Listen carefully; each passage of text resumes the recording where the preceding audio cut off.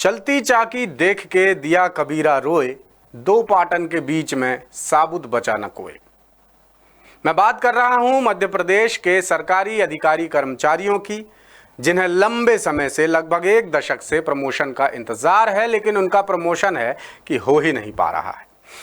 अब ये जिन दो चाकी के पाटों के बीच पिस रहे हैं, फंसे हुए हैं, इनमें एक चाकी है सरकार और एक चाकी है हाई कोर्ट।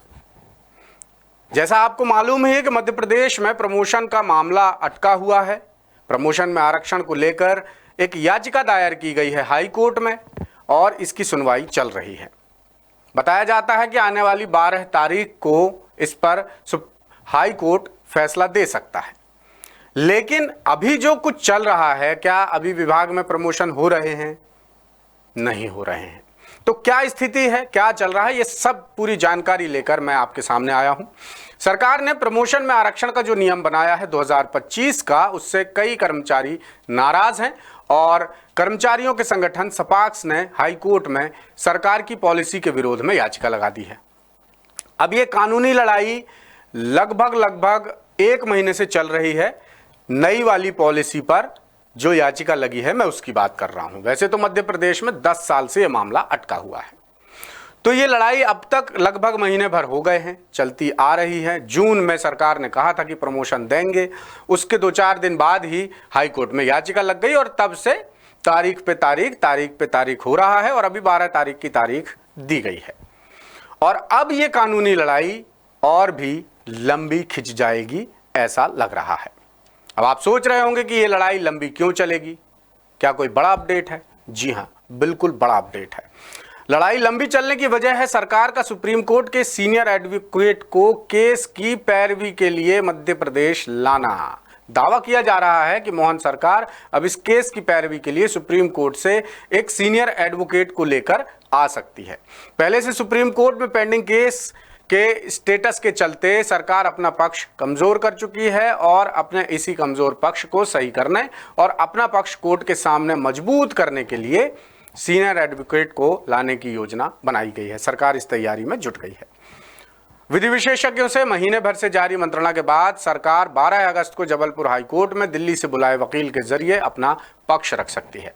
वहीं आरक्षण के आधार पर पदोन्नति के विरोध में हाई कोर्ट की शरण लेने वाले कर्मचारी भी सरकार के रुख के आधार पर अपनी रणनीति में बदलाव करने की तैयारी में जुट गए हैं। यानी सरकार के नहले पर दहला फेंकने की कर्मचारी संगठनों की पूरी तैयारी है।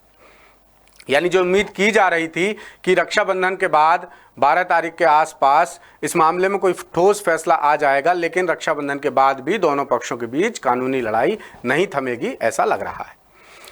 10 साल से प्रमोशन रुका हुआ है मध्य प्रदेश में और लगता भी नहीं कि अब जल्दी प्रमोशन का रास्ता खुल पाएगा। बताते चलें कि सरकारी विभागों में नियुक्ति के बाद लाखों कर्मचारी बिना प्रमोशन के ही रिटायर हो गए, जिनकी संख्या 1 लाख से भी ज्यादा है।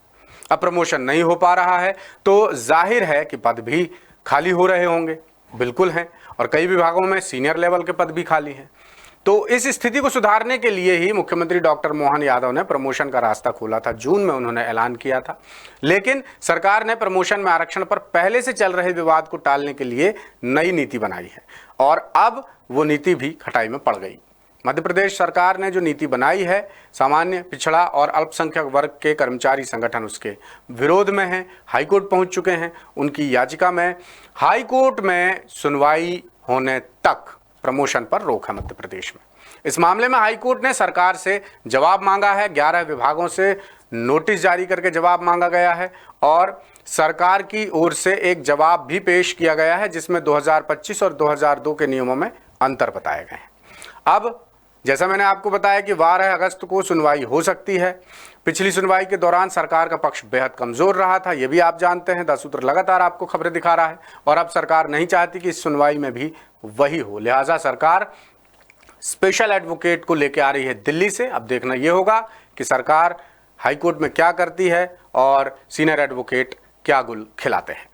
लेटेस्ट, इन्वेस्टिगेटिव और इन डेप्थ खबरें देखने के लिए ज्वाइन कीजिए 10 सूत्र का व्हाट्सएप चैनल, सब्सक्राइब कीजिए यूट्यूब चैनल, लाइक कीजिए फेसबुक पेज और पढ़ते रहिए वेबसाइट www.dasutr.com।